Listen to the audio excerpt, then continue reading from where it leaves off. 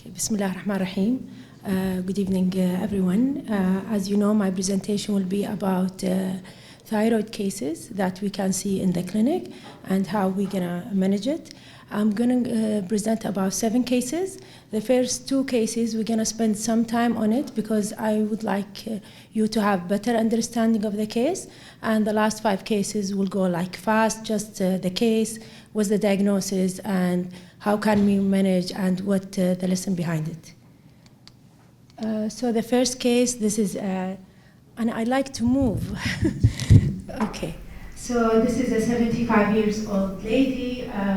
She has abnormal thyroid function, and she was, as she was screened by her primary care physician, and was referred to the endocrine clinic for further evaluation.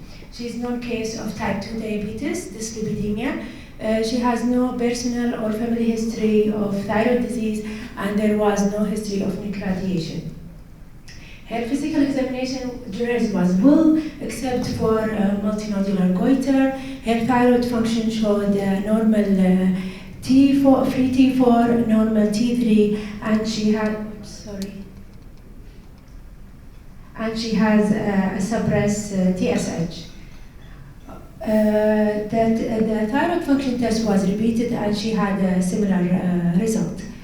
As the patient has a multinodular goiter, an ultrasound was requested, which showed that this patient has multinodules, and the biggest size of the nodule was 3 centimeters, and it has a thyroid of 2, which was not for FNAC. So just to go through this, what are the causes of suppressed TSH? Now, as the patient has a normal free T4, a normal T3 with suppressed TSH, this is the most likely this patient has a subclinical hyperthyroidism. But there are other causes that can suppress TSH other than thyrotoxicosis. So an exogenous thyroid hormone use, this patient was not taking any thyroid hormone. Non-thyroid illness, the patient was not recently hospitalized, or she did not have any acute illness, a drug effect, she was not taking any medication that can affect the thyroid function. The Black non-Hispanic American have about 0.4 lower TSH than the normal population, and she was not of that group. Healthy young person may have a lower TSH with a low normal free T4 and low T3, and she was a 75, so she does not belong to any of these groups. So what you are going to do about it? So 75 years old, diabetic, dyslipidemia, had incidental finding of subclinical hyperthyroidism, and she was asymptomatic. So what's the next step? So, okay. So thyroid scan. Okay, so this was her thyroid scan. So obviously, as the patient from the ultrasound, she has a nodular goiter, so most likely even that the thyroid scan will show toxic multinodular goiter. So just what's the next step to do after this? So we diagnose this patient as having toxic multinodular goiter with subclinical hyperthyroidism. Biopsy? Biopsy, did someone mention biopsy? We said it's thyroid 2, so there was no need for biopsy. So she has a benign looking nodule.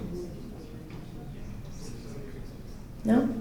So the next step, we need to treat. Already we diagnosed that this patient has a toxic multinodular goiter. But before this, I would like you to know about the percentage of subclinical hyperthyroidism. And according to the US data, about 0.7 have suppressed TSH, below 0.01.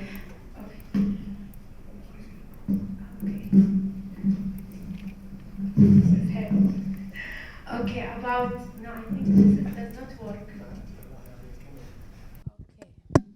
Okay.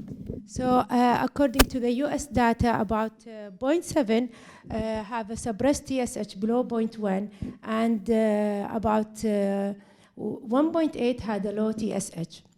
And of these, 15% of those are 75 years of age, and the most frequent cause of this is nodular goiter. So our patient, she's a 75, and she has a toxic multinodular goiter. So why we need to know about the subclinical hyperthyroidism, whether to treat or no. So there was a study showed that there is about 2 to 3-fold increase in the AF comparing to the euthyroid patient. And not only this, patients who have a subclinical hyperthyroidism, if they were not treated, they will progress to overt hyperthyroidism, which may increase further risk in developing AF. And this study also showed that they are more liable to have a heart failure rather than patients who have euthyroid. So the ATA came with these guidelines, and they divided the patient into, according to the age, to less than 65 and above 75, and according to the TSH level, below 0.1 and between 0.1 and 0.4. So any patient above 65, regardless of the level of TSH, you need to treat. And for those less than 65, if they have a TSH less than 0.1, then you need to treat. If their TSH between 0.1 to 0.4, you treat them only if they have a comorbidity such as a symptom of hypothyroidism, osteoporosis, heart disease, if they were postmenopausal, because they are more liable to get osteoporosis and a fracture. So what's the lesson from this? In our patient, she missed the criteria for treatment as she is 75 years of age, so this is above 65, and her TSH was 0.1. So any question? So we go to the next case. So an 82-year-old lady, she's known to have a hypertension, she's on Diovan, she has a rheumatoid arthritis on methotrexate, had an osteoporotic fracture, and she's on Forteo, history of DVT on warfarin, CMV colitis, and she was hospitalized for weeks and with an ICU settings, old case of aortic aneurysm. She was referred from her primary physician because of discrepancy in her thyroid function. And this what happens. In the first visit, I don't know if this pointer it does not. Okay, so in her first visit, her thyroid function, she had an elevated free T4 and a high TSH. So what her physician did, he repeated the test in 4 weeks. This is the second visit. So she had a total normal T3, normal free T4, and an elevated TSH, and a negative TBO. So he labeled her as having a subclinical hypothyroidism. He started her in Ultraxin 50.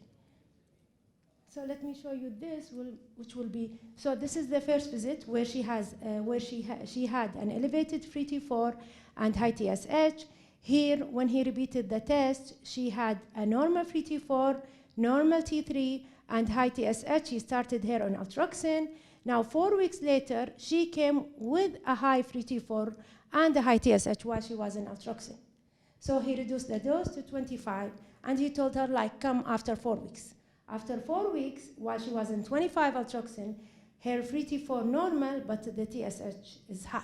So he decided to stop the treatment and to refer her to the endocrinologist. So she came to me 4 weeks after that visit, and she was off treatment for 4 weeks, and her TSH was high, above 100, but the T4 was still normal. So I took a history from the patient because I was not convinced about symptoms of hypothyroidism, because she told me, like, when she went to her primary physician, she was complaining of fatigability, constipation, and weakness, and accordingly he requested for her a thyroid function, and because of the symptoms and these thyroid function result, he started her on Ultraxin. So I told her, for how long you having constipation? She had it for the past 5 years. And whether the weakness and fatigability was there or something new. She told me no, she was depressed, she was a bed bound, she was wheelchair bound, her kids does not visit her, so she seems that she's more of depressed rather than having weakness or fatigability of hypothyroidism. So I was thinking what it could be. So what could be? So a patient with an elevated TSH and normal T4. What's your differential? Oh, no, not methotrexate. No, she's not taking antidepressant. I already mentioned the medication she's taken. No, think endocrinological cause. What? Sorry? Pituitary, okay, very good. So you're thinking of pituitary cause. What pituitary Pathology, you're thinking of adenoma. So you're thinking of what kind of adenoma? What they call it? TSH adenoma, okay. And how they present the TSH adenoma? So they will have a thyrotoxic presentation or thyrotoxic symptoms. So this patient did not have any thyrotoxicosis. And even in the examination, I'll tell you her examination. So in physical examination, her blood pressure was 140/80 with no postural drop. Her heart rate was 76 with regular rhythm. She was clinically euthyroid. There was no goiter and there was no visual field affection. So what else other than pituitary? Okay, so let's proceed. Oops. Okay, so it could be a recovery phase of sick euthyroidism. This patient was not recently hospitalized. She was not in the hospital at the time of doing the thyroid function. It could be a TSH adenoma, and I already explained to you that they present with thyrotoxicosis. It could be a thyroid hormone resistance or TSH receptor genes mutation. Now I review her file. She has a thyroid function 2 years back, which was completely normal. Or it could be an interference antibody. So so what I told the patient, I was not convincing about her clinical pictures and her lab test. So I told her, come to me after 1 month and do the blood test within the hospital, Mubarak Hospital, and do the same test in other laboratory. With it, I also requested the anterior pituitary hormone. So, and the result came surprisingly. So you can see the black one are the result in Mubarak Hospital, and the red one are the result in the other lab. So her free T4 was normal, TSH was still high, her LHFSH was really high, though she's postmenopausal, and she has also elevated prolactin. So if I see this picture and I didn't ask for another lab result to compare, I would like say this patient has a TSH adenoma and I will go and proceed for MRI. But when the result came from the other lab, it was surprisingly, she has a normal free T4, normal TSH, and normal prolactin.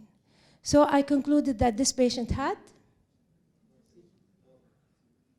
what she had, one of the differential interfering antibodies. Okay? So, what? Any question? Okay.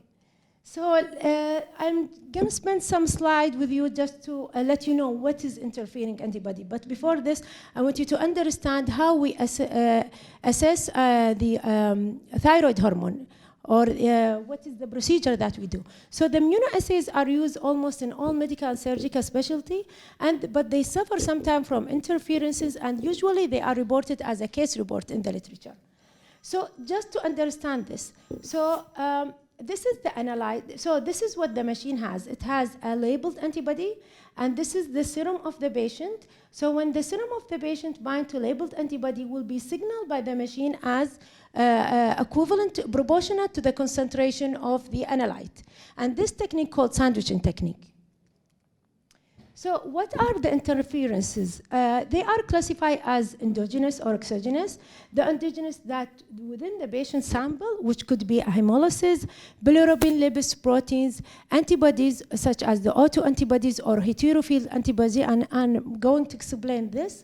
Excessive analyte concentration and cross-reacting substance such as bicarbonate and chloride, ion-selective chloride, or ketones. What about the exogenous? The oxygen could be drugs, especially the biological drugs, poisons, herbal product, IV fluid, substance as a therapy, test sample additive, and the process affecting the sample during the transportation or storage. Interference has been underestimated, and it leads to a misinterpretation of the patient result by the laboratory, which lead to the wrong course of treatment, as happened to our patient. So this what happened. So this is the label antibody within the machine, and this is the patient serum. So if we have an interfering antibodies or interfering analyte, it will bind to the labeled antibody and the patient serum and give you false elevation, or it might bind to the label antibody and excluding the patient's serum, which could give you false decrease in the concentration. Oops. So how common is it? It's about 0.05 to 2%. And how long does it last? It might last up to 30 months. In patients who have developed an human anti-animal antibodies response, the B memory cells that express the antibodies would presumably remain for years and would be activated upon exposure to the antigen. So what is this, the human anti-animal antibody? They found that patients who are exposed to mouse or sometimes animal bits in the home, they might develop these antibodies. And they will be persistently in their serum, and when there is re-exposure to these antigen, they will develop the antibodies against these antigen, and which lead to the interference in the hormonal assays. Now, I question my patient. She doesn't have any animal bits, but she did, as she's a case of rheumatoid arthritis, she did take some biological agent, which was maybe November or December, like 6 months before her presentation. Nobody did thyroid function at that time, and she presented to the hair physician where he, with the fatigability, where he decided to do a thyroid function for her. So how can we fix this? Repeat the analysis with alternative immunoassay. That's what I did. Treat the sample with additional blocking agent. Do serial dilution. So what's the lesson from this? Heterophile antibody interference, although uncommon, but it is one that the doctors need to be overlooked for when ordering tests of their patient. A red flag pointed when there is a discrepancy, as in our patient. The hallmark of this the condition is the discrepancy between the TSH, free T4, and most importantly is between the laboratory and the clinical condition. From the beginning, I was not convinced about the patient clinical presentation, and even when she came with this result, they were like, just keep it. Wait for 4 weeks and just repeat it, and we will see. So don't rush and treat the patient. Repeating the test, it will not harm, but it will give you a definite diagnosis. Any question? We'll go to the next case. Okay. So this is an 18-year-old male. He had congenital primary hypothyroidism and daily dose of 100 thyroxine. He was recently diagnosed with epilepsy, and he's taking sodium valproate about 800. So this is really a big dose, and folic acid. His physical examination, when he came to me, so slow speech, dry skin, periorbital puffiness, no goiter, delay reflexes. He weighed about 58 kilograms, and his height about 1.4, and his BMI 27. The patient was remain euthyroid for the past 5 years. And his general physician referred him to me because he found these results. His free T4 was 5, and TSH was more than 100. So what do you think happened to this gentleman?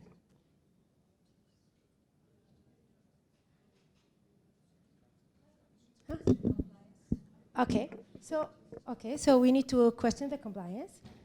Okay, so compliance, I asked the patient, he's taking his ultraction in empty stomach, and he does not eat or drink until 1 hour. So what's,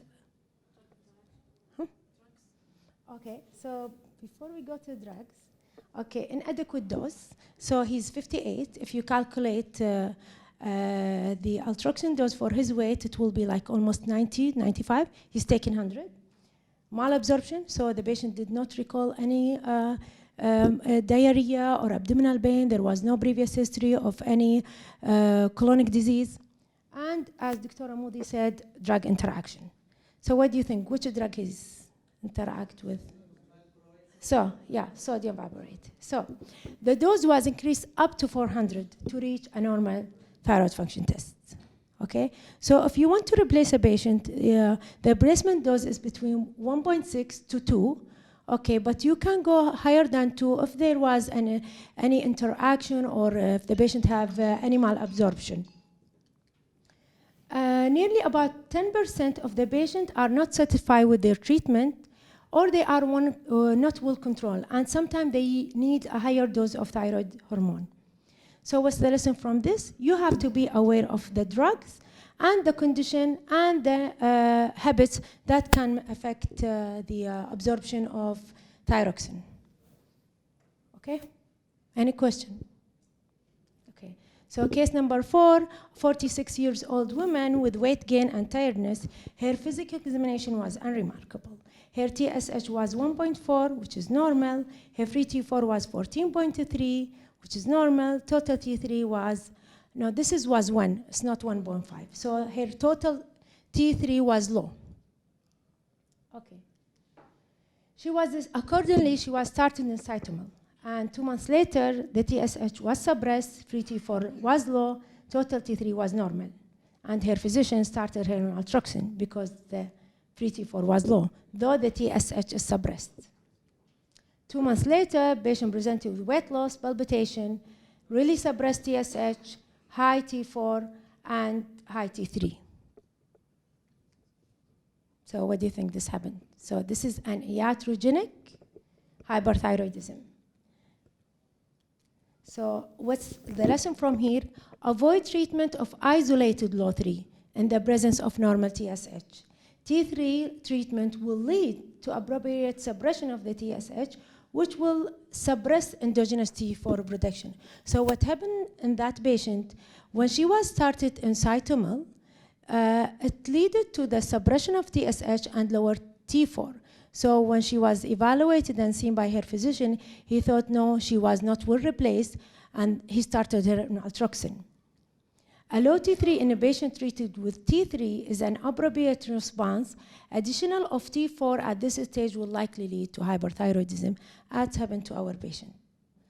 Okay, so we go to case number 5. This is a 45 years old lady presented with weight loss, heart racing, and frequent bowel movement. There was no previous medical, surgical history. She was not taking in any medication. Her physical examination showed sinus tachycardia, exophthalmos, and mild diffuse goiter. So this is her thyroid function. So suppressed TSH, elevated free 4, and high T3. So this patient has an overt hyperthyroidism. So I request for her thyroid scan, and what do you think the thyroid scan showed?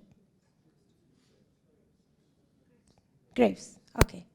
So she has Graves' disease. I started her on propranolol, carbimazole. 6 weeks later, her TSH was still suppressed and her free T4 was normal. How do you explain the low TSH, and what do you need to do?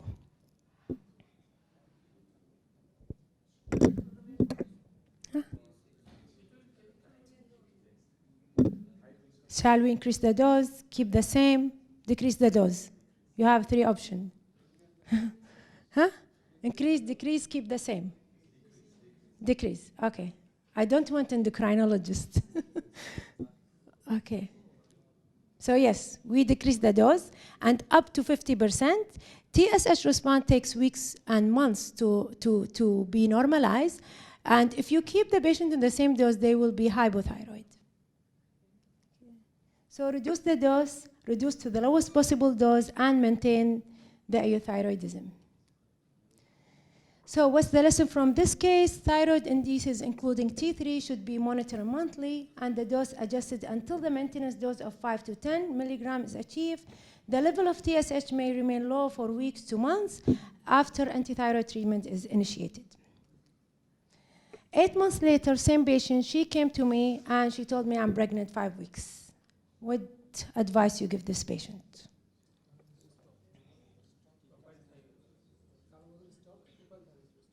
What? Excuse me? Stop carbamazole and start propylthiouracil. Okay, so fair enough. So change to propylthiouracil at a ratio of 1 to 10. So if the carbimazole was 1 milligram, you give 10 milligram of propylthiouracil. And do you know what's the reason behind it? Why we switch? What? Okay, so because of the side effect. And why in the second trimester we go back to carbimazole? Okay. So these are the side effects that, so mainly the skin leads to a blastic cutis, and this is the blastic cutis, and it leads to the atresia and fistula in the tracheoesophageal. So that's why we, in the first trimester, make sure to shift the patient if she was already diagnosed with thyrotoxicosis to BTU. And from the second trimester, you go back to carbimazole because of the risk of hepatotoxicity. So in order to avoid deleterious fetal impact, the aim of treatment is to maintain the maternal free T4 and T3 at a value just above the pregnancy-specific upper limit of normal. And I'm going to show you what are the levels, the trimester-specific level of TSH. And as a general rule, the smallest possible dose of antithyroid should be used whenever is possible. So this is the trimester-specific level of TSH that you should be aware of, whether the patient is taking altroxin to treat hypothyroidism or she's on antithyroid treatment. Case number 6. So 33 years old female patient with no previous medical or surgical history. She's married with 2 kids, referred from her obstetrician with abnormal thyroid function. The obstetrician, she did the thyroid function because the patient was complaining of heat intolerance. She's pregnant about 7 weeks. So, and this is her thyroid function. So suppressed TSH, normal free T4, and total T3. What do you do now?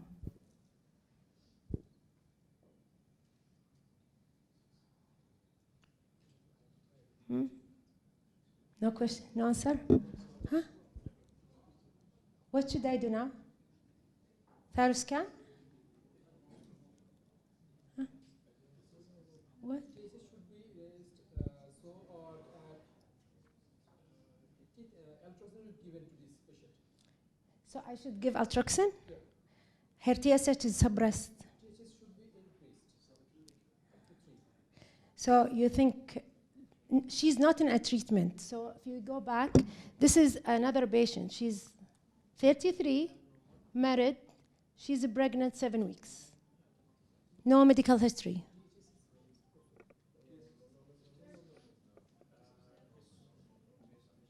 So if you just go back to this, I already mentioned that in the first trimester, this is the normal level of TSH.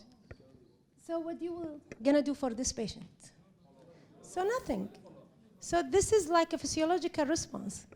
So she came to me, I told her like, I just assured her this is a normal response, and I told her just to come like after 6 weeks just to confirm that there was no abnormalities.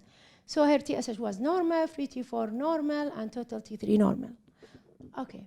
So just to let you have an idea, there is 2 pregnancy hormones that you can affect the thyroid function. There is the HCG, which is made by placenta, has a thyrotropic activity to the TSH receptor in the thyroid, which lead to stimulate the thyroid to produce more thyroid hormone.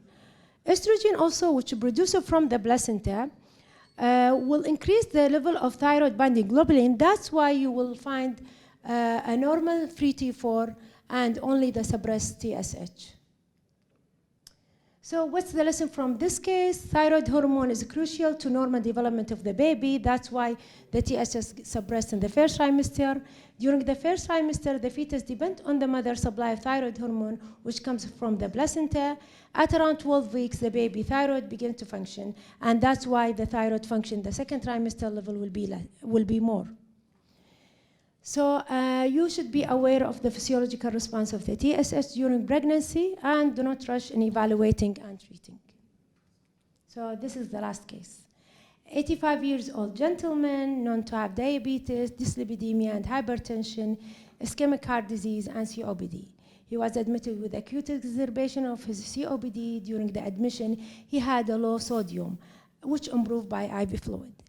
According to this low sodium, his treating physician requested a thyroid function, which was done like 2 days after stabilizing the patient. And this is his thyroid function. So high TSH, normal free T4, and negative TBO. What's your advice? Okay, follow-up. So could we label this patient as having subclinical hypo? So what's the definition of subclinical hypo? So high TSH above the normal limit. So this is high. So the reason why I present this case, because I want you to know that there is an age-specific TSH reference range. And this will be considered completely normal in that age group. So, so if you look to this figure, so you can see that patients between the age of 50 to 59, which is the red, they have about 25% of them, they have a TSH of 4.7. And about 15% they may have a TSH of 6. So up to a TSH up to 8 will be considered in a patient who above 70. Now, maybe you will ask me why the group age between 60 up to 80 was not there. Because they found in this study that this group, they have the same level of TSH of the 50 to 59 years of age. Okay, so that there is a total of 97 patients up to the age of 55 had a TSH which less than 4. And above that age, the upper value of the 97 percentile gradually rose in the TSH up to the level of 4.7, and those between the age of 75 and 85, and 5 in patients above 85. So thus, this age-specific TSH range would reduce the fraction of elderly patients who would be given a diagnosis of subclinical hypothyroidism by 2% for those who are 75 of age and above, and 5% for those above that age. Thank you for listening.